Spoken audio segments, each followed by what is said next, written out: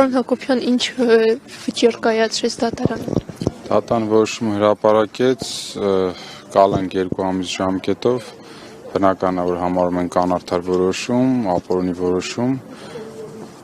բնական է, որ նաև բողոքարկվելու է սահմանված ժամկետով, պարոն Գալստյանը, ինչպես ասացի, իրան մեղավոր չի ճանաչում, փոխանցել է, որպեսզի հայտնենք, որ իր համար պատիվ է Նիկոլի իշխանության ժամանակահատվածում, այս բռնաճնշումների ժամանակահատվածում լինել